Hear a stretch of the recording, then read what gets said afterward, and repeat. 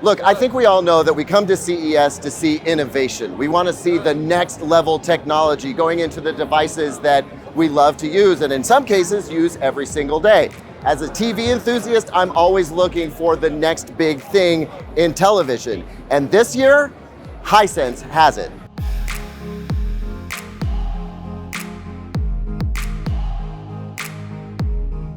Welcome back, everyone. I'm Caleb Dennison, and this is the video that I teased earlier this week when I said there is a manufacturer that is redefining how LED, LCD televisions are going to work. This is the video that I was talking about.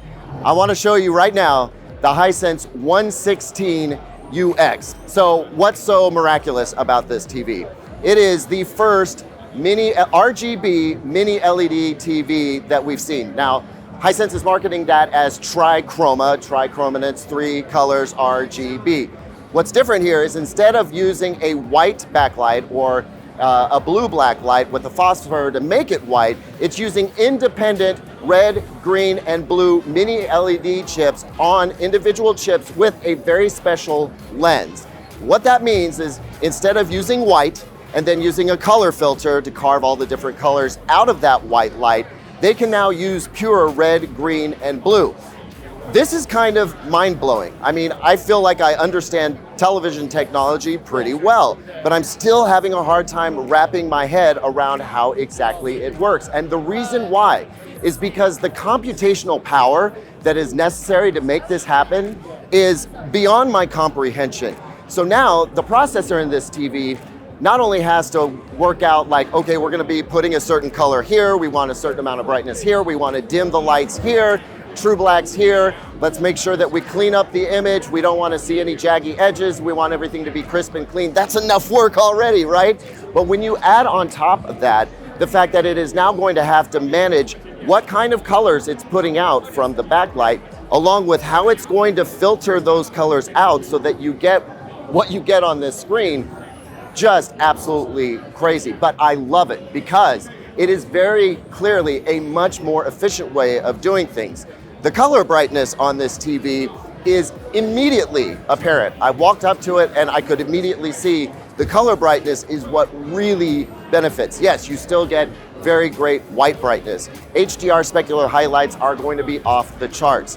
The blooming control and the halo control is outstanding. Although, to be fair, we saw that from Hisense already last year with the 110UX.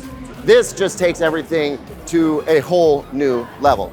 Now, other elements about the TV you might want to know is that it has a 6.2.2 sound system.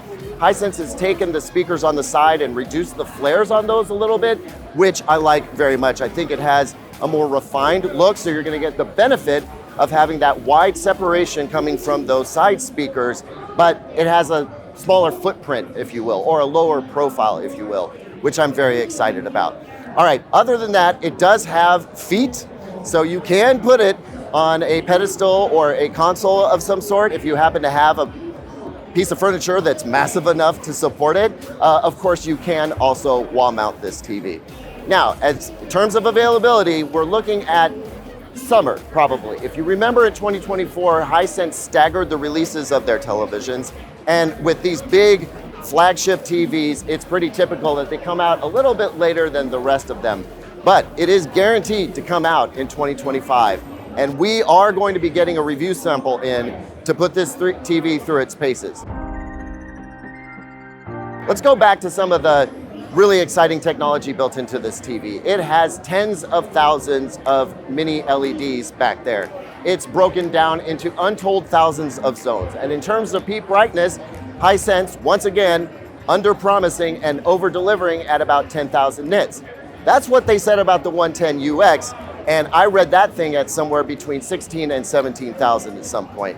So I think we could expect much higher brightness out of the TV. But remember, it's not about blowing your eyeballs out. It's about managing those HDR specular highlights.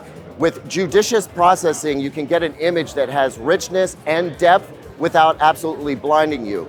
HDR brightness is not about blowing you out of the room. With that said, if you needed a living room TV to combat ambient brightness because you've got tons of skylights and you've got tons of windows and you don't feel like drawing the shades and you're gonna watch sports during the day, there's nothing better than this TV for having that depth, richness, contrast, and extreme color brightness in a bright room environment. But I would also stick this in a man cave, in a home theater, with complete light control any day. Because again, just because you have all that power doesn't mean you need to use it. Headroom is a good thing. It opens up possibilities, but it doesn't have to define your experience. So anyway, that's the deal with the Hisense 116UX. Definitely in the top 3 most exciting TVs that I've seen so far here at the show.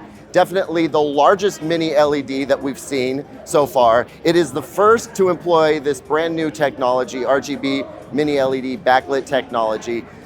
It looks amazing, guys. The color richness and the color brightness on this TV is off the charts. Definitely be excited about this TV, because even if you can't afford this television in 2025, we know from history that this technology is gonna start trickling down to lower and lower models. So think of this as a blessing to the future. Soon you will be able to have this technology in your home, and it's going to be off the charts.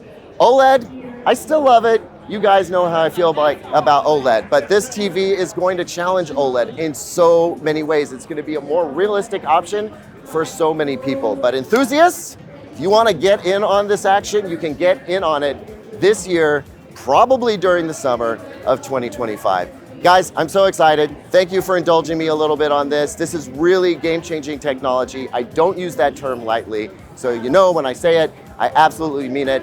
Follow us, because we have lots more coming from the show, specifically from Hisense. This is just the beginning, but this thing deserves some special attention. I hope you don't mind me dwelling on it for a little bit. I'll see you guys on the next one, and until then, peace.